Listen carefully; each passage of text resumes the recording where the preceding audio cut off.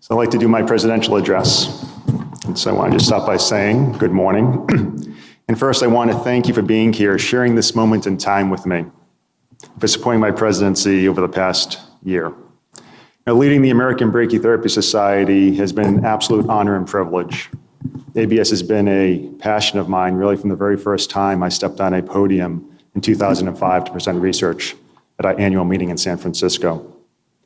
I realize how fortunate I've been because of mentors both in residency and through ABS, all of whom provide me skills that differentiate me from many of my colleagues and allowed a foothold that has helped my career flourish in a very highly competitive environment.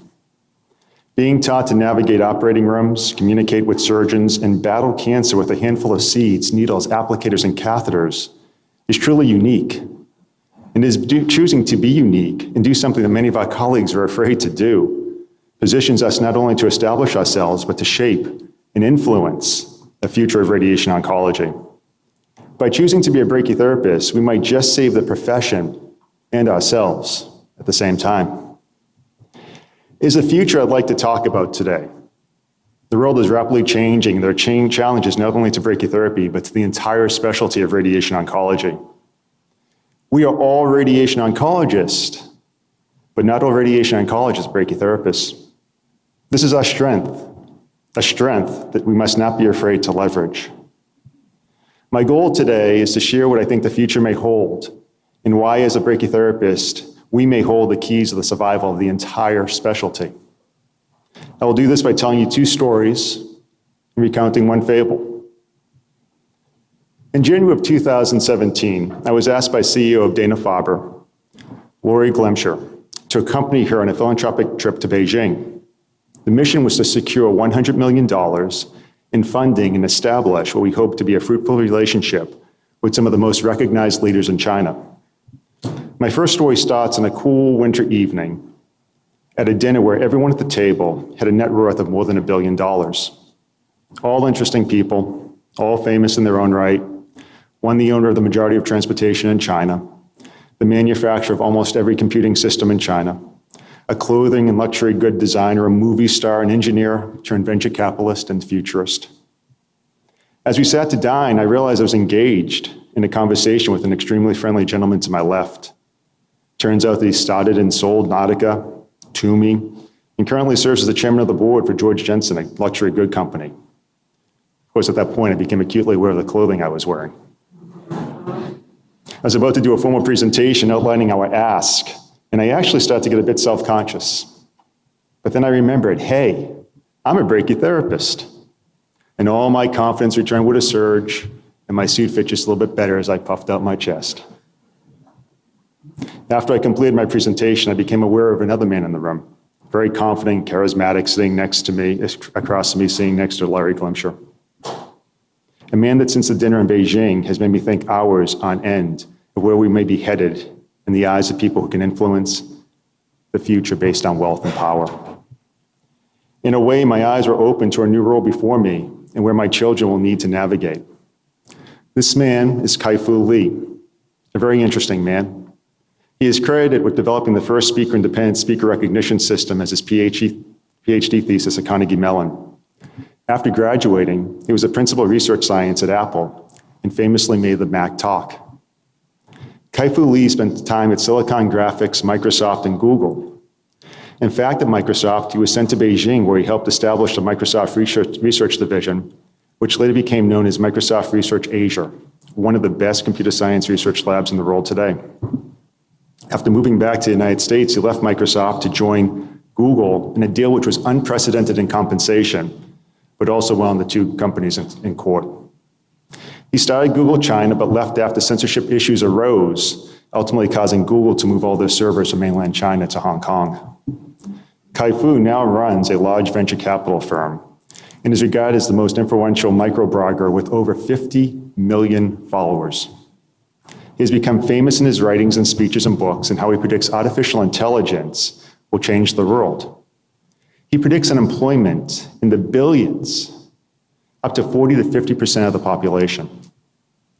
In his book, AI Superpowers, He feels that China and the US will lead AI with the edge to the US in intellectual development. But China has the huge advantage of mass data collection that are critical for the inputs required for machine learning and eventually deep learning. All repetitive tasks, such as driving, will be replaced, and considering another person at that table that night controls 90% of transportation in China, this will happen soon. Accidents will happen and deaths will occur. But if entire provinces are automated, the rate of data collection will outstrip anything we can possibly achieve in the United States, as our appetite for potential harm is much, much less. Over dinner, at dinner Kai-Fu Lee curated every detail.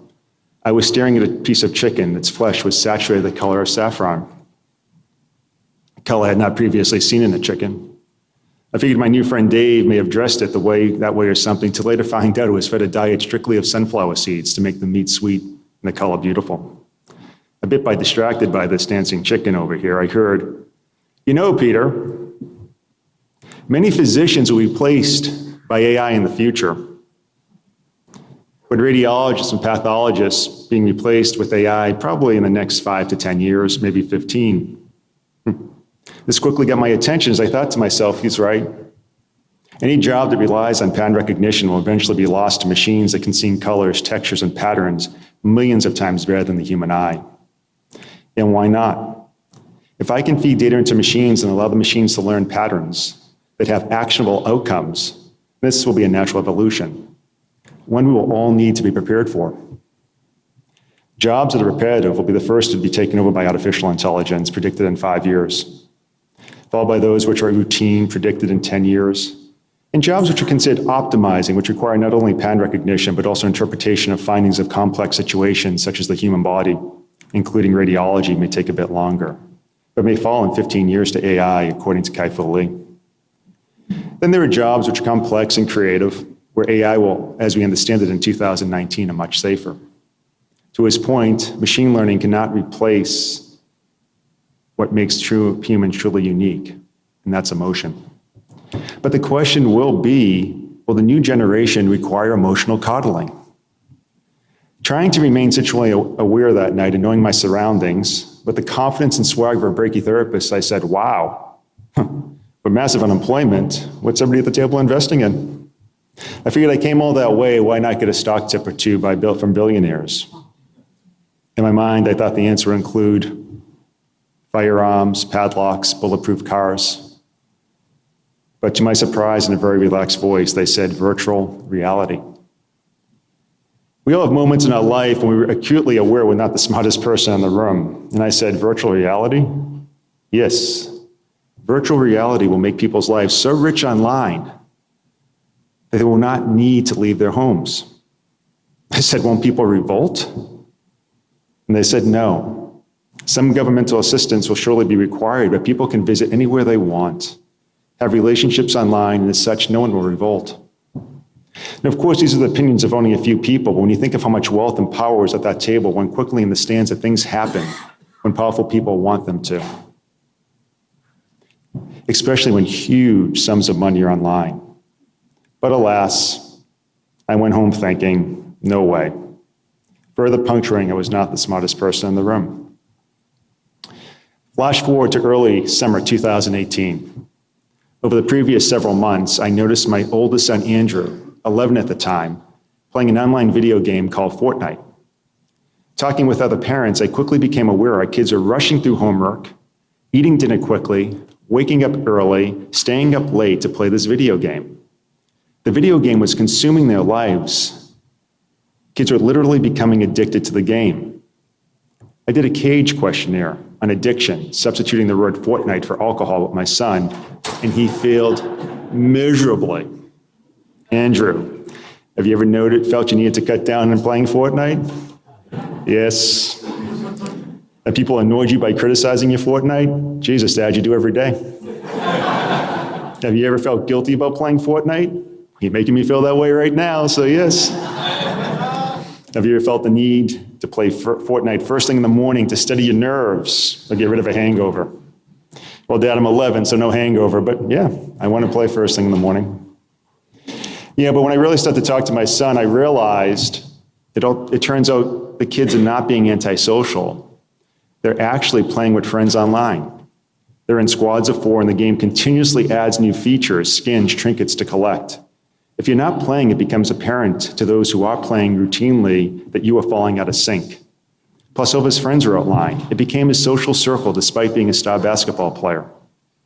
Unfortunately, or in this case, fortunately, he was preyed upon by a group of online scammers posing as his age. Police and FBI later, Andrew was banned from playing Fortnite for 2 months.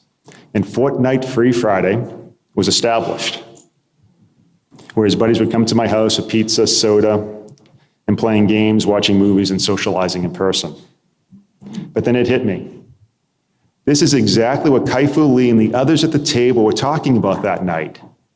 It's not so much that virtual reality experiences will be so rich that they will replace what we deem normal human interactions, but rather we are redefining normal interactions to a whole new generation. A new social norm is being established. Humans indeed are social creatures, but how we socialize is being redefined, and vast amounts of money are being made. There's a movie that came out a year or so after my dinner in China called Ready Player One, which depicts a world in a not so distant future where living spaces can be extremely small and crowded, and as you live your life virtually online in these expansive universes. My kids may have been watching an entertaining sci-fi movie, but I was watching the world change before my eyes. So you may be sitting there thinking to yourself, well, what's the point of the story? Well, artificial intelligence will not only shift human interaction, but redefine how much of our work as physicians will be accomplished into the future.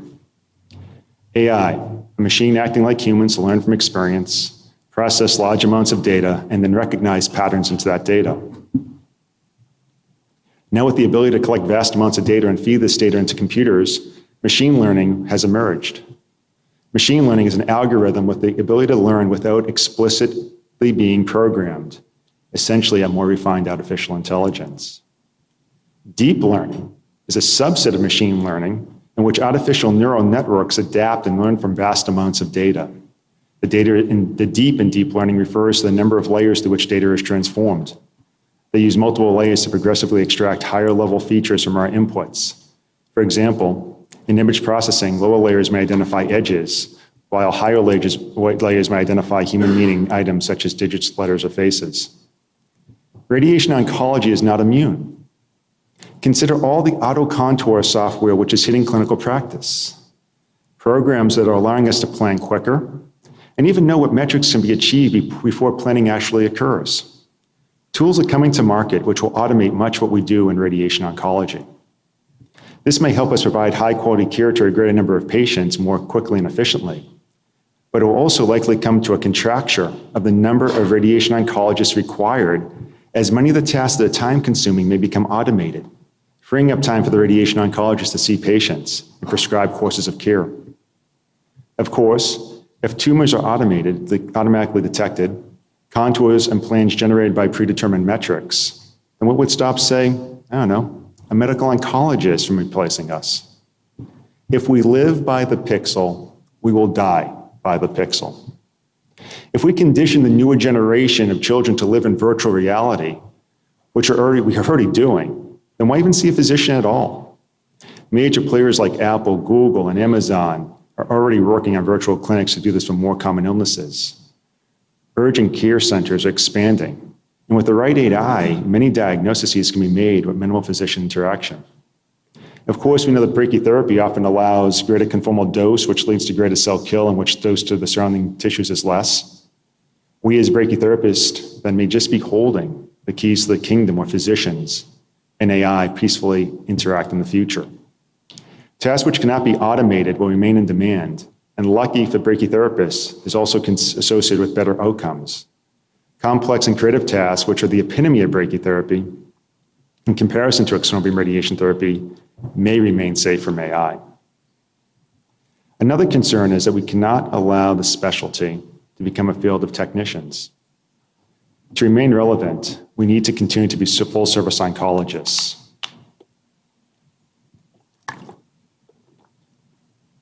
The generation before us fought long and hard to change from radiation therapists to radiation oncologists, and we must not revert back. Technicians will be replaced.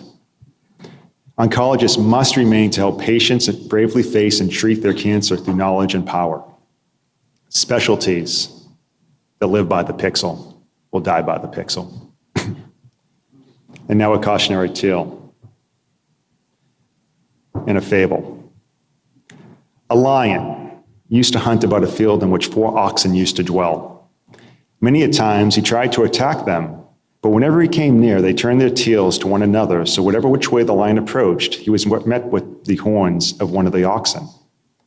Eventually, however, the oxen began to fight amongst themselves, and each went off to pasture alone in a separate corner of the field. The clever lion then attacked them one by one, and soon came the end of the 4 oxen. I tell Aesop's fable of united we stand, but divided we fall as a reminder that medicine will continue to be in flux as artificial intelligence is integrated and medical specialties are disrupted. We actually may see entire specialties fall before they can adapt to the changing times or decrease the training of their resident replacements. If AI can automate many physician tasks, fewer physicians from the specialty are needed to oversee the machines and communicate with patients and referring physicians. We may see the workforce inundated with displaced physicians if we do not adapt. What will medicine look like then? All I know is we must plan for this reality and realize that we're all in this together as the lines between specialties begin to blur. The human part of medicine will remain, the empathy, the guidance, the education, but simply put, a lot of what we do is better performed by machines, and possibly this is going to happen in the future. We must not bury our heads in the sand with the false assumption that patients want to see a human doctor. We must adapt to survive. Remember, we're indoctrinating a whole generation in virtual reality. Avatars representing friends, foes, or why not even physicians? Why can't they become a viable substitute for flesh and blood? The point of the fable is to survive. We must stop the infighting. We must band together and adapt together, because if we do not, we will fail. We know that radiation is a critical component to successful treatment of more than half of the diagnosed solid cancers.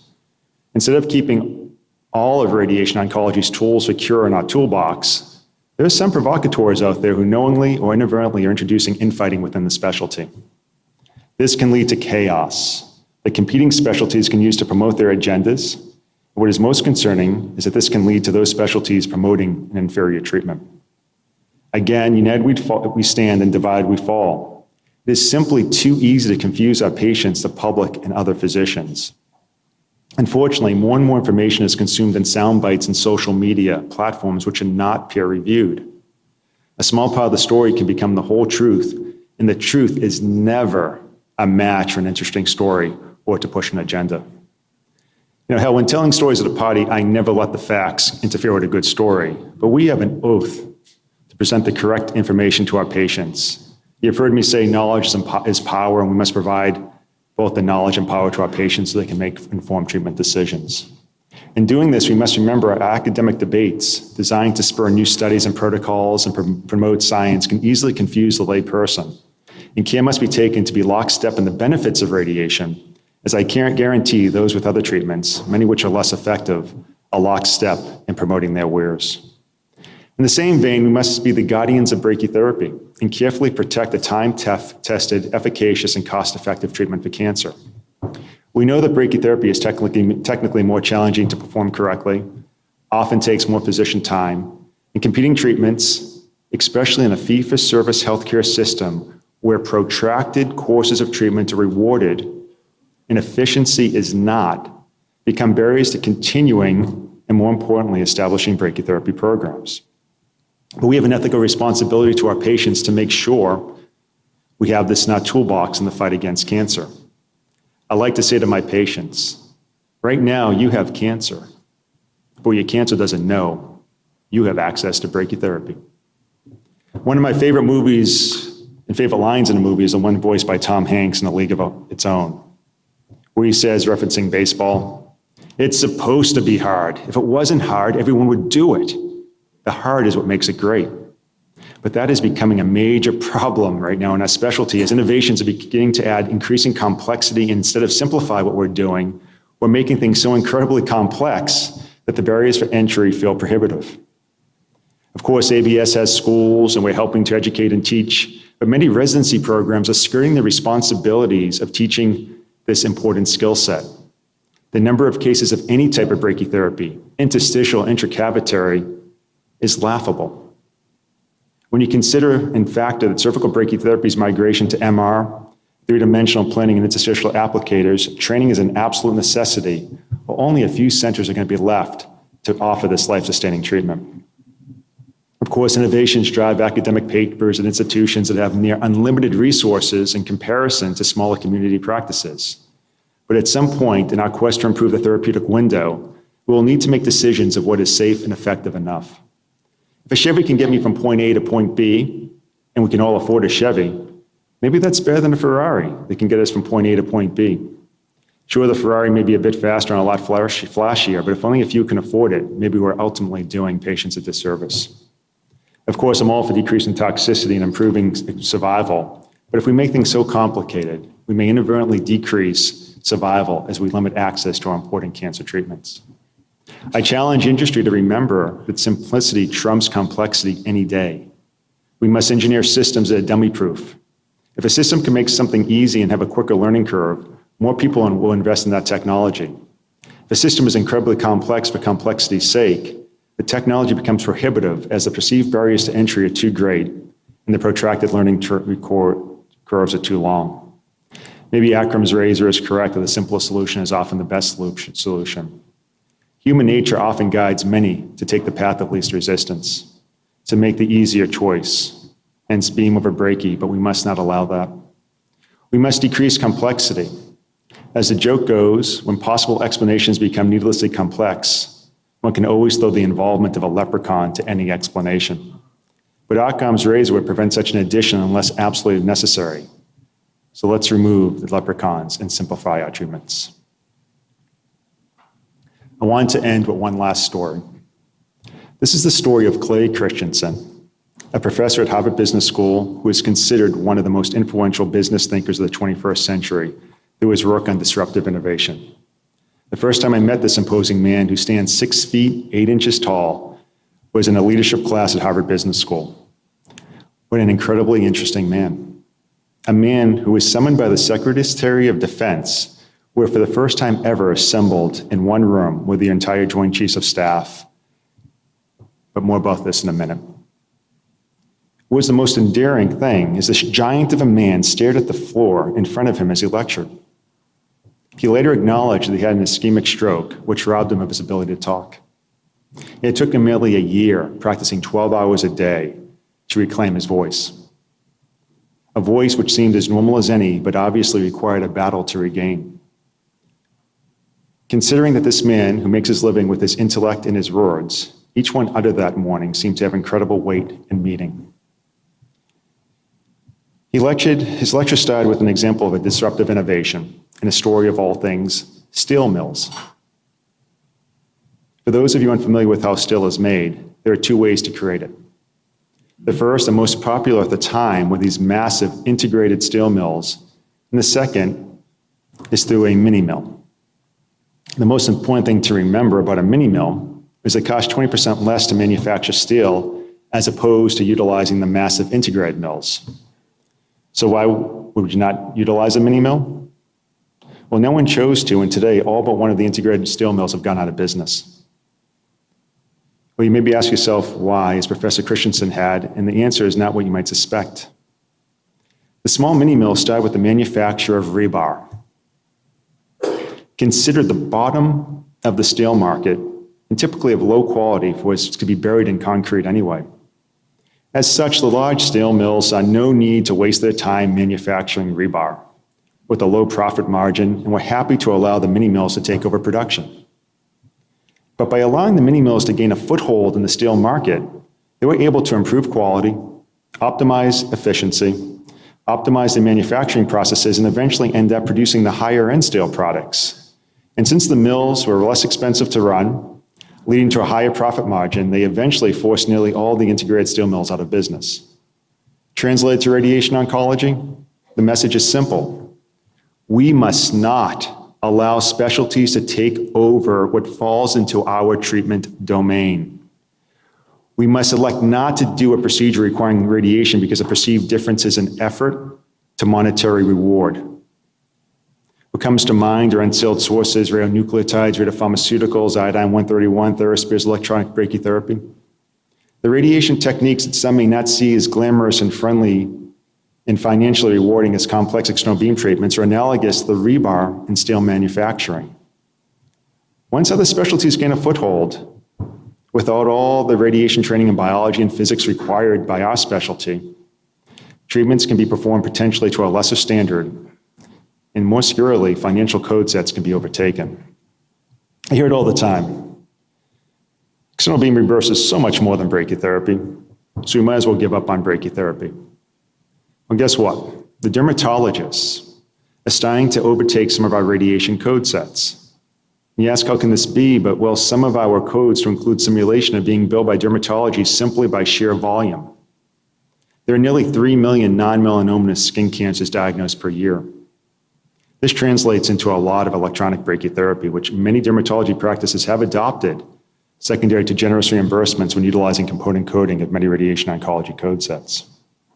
Unfortunately, all the needed work which translates into the compensation we currently enjoy is not part of electronic brachytherapy as required by LDR and HDR brachytherapy. The way the codes are structured and valued in this country, the dominant user of the code has the greatest influences on the codes through the description of work and reimbursement for that code. This is becoming highly problematic. It only takes small disruptions to have cascading effects of unintended consequences. The company, along the same lines, a major fast food restaurant wanted to boost its milkshake sales and conducted expensive market research seeking input from buyers of how they like their milkshakes. They reformulated their milkshakes based on the research generated, and yet there was no impact on sales when those changes were made. The company then brought Christensen and his team in to determine what was going on. His team stood for hours each day watching customers, their clothes, their mannerisms, what they brought in addition to their milkshakes. They were trying to find out what a customer is trying to do when they, quote, hire a milkshake. The line of thinking was that we hire things to perform a service to help with problems that we have. But Christensen couldn't pinpoint the connection between all the customers, except they all drove off with their milkshakes, and more than half of the time they hired the milkshakes very early in the morning. So he began to speak to customers and ask them what they were doing or where they were headed.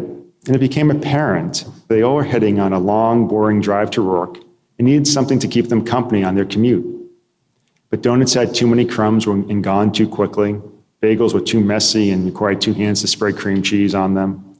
But alas, the milkshake can be easily handled with one hand, can be turned sideways and not spill, and was viscous enough to last them the entirety of their long commute.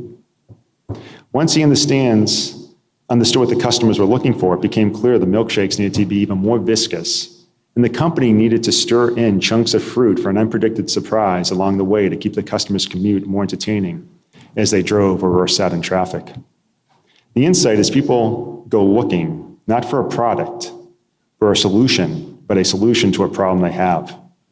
So to me, brachytherapy is a milkshake of radiation oncology. Patients want to, quote, hire an effective treatment for a medical problem. And they have, but if patients do not know brachytherapy exists, how can they even be expected to hire that highly effective treatment? Patients want treatments that work, have minimal side effects, return them to daily life quickly, and don't cost a fortune. Just as milkshakes effectively rid the body of hunger, is easily consumed, and provides entertainment in a long, boring drive, brachytherapy rids the body of cancer quickly and effectively, allowing patients to resume the ability to really hire milkshakes in real life without pain or discomfort. In the recent years, one of the most interesting and disruptive innovations in the field of radiation oncology was brought to existence by the clinical efforts of brachytherapists. Further demonstrating brachytherapists are all radiation oncologists with additional skill sets, allowing them a greater breadth of treatment. The innovation is the concept of spacing and pushing away organs at risk away from high-dose radiation fields. The phase 3 trial of Space OER was conducted largely by prostate brachytherapists who happened to also treat men with external beam radiation. They had the skill set to perform a hydrodissection and subsequent placement of hydrogel between the prostate and the rectum. There is no doubt that spacing tumors away from normal tissues will find its way into many other disease sites. And brachytherapists, many sitting in this room now, are the ones who proved it was possible to safely place this gel with the resulting clinical benefit. A lot of you are game changers. In the coming months, an additional product spacing agent will enter clinical trial called Barrigel. Barrigel has many unique clinical features that differentiate itself from hydrogel and even has an eraser. So if the gel is misplaced, it can be removed. Brachytherapists will once again be called upon to help with this clinical trial and again secure their place in the future. So why were all the Joint Chiefs of Staff assembled in the same room at the same time to hear about stair mills and milkshakes from Professor Christensen? Well, William Cohen, at the time the Secretary of Defense, and the President Clinton said, the Soviets at that time were the expensive high-end steel, and terrorism was the rebar. They needed help reconfiguring their organization to capture the low end of the market, as they were only focusing on the high end. They realized that if nothing was done, the military was in danger of following the fate of the integrated steel mill if the mini mills, in this case producers of terrorism, were allowed to gain footholds in the war industry. The resulting work served as a blueprint to launch many counterterrorism organizations. I hope through my stories of meeting Kai-Fu Lee, I have alerted you to the fact that artificial intelligence and virtual reality will be major influences on our lives, both as citizens and physicians. These disruptive technologies will change the way healthcare is consumed and delivered. We are quickly indoctrinating the next generation to live in worlds of avatars and seek social interactions in ways foreign to those only a generation older. If we do not adopt to how medicine is delivered as practitioners and as a specialty, we run the danger of losing our specialty to those who do. Radiation oncologists, especially brachytherapists who can provide full spectrum cancer care, navigate inpatient hospital wards, operating rooms, and use their hands to effect cure, may be the blueprint and key to saving the specialty, as we have skills that will not be replaced by AI, especially if we maintain our empathy as we guide patients through their course of cancer care. In the fable of the four oxen and the lion, I hope that it is apparent that we're all in this fight to keep brachytherapy at the forefront of radiation oncology. And the greatest scheme, protect radiation oncology from attack and takeover. Through our combined efforts and unified message, we can fend off attacks that are scientifically not grounded and are simply sound bites and half-truths that can easily be put on non-peer-reviewed social media platforms by provocateurs.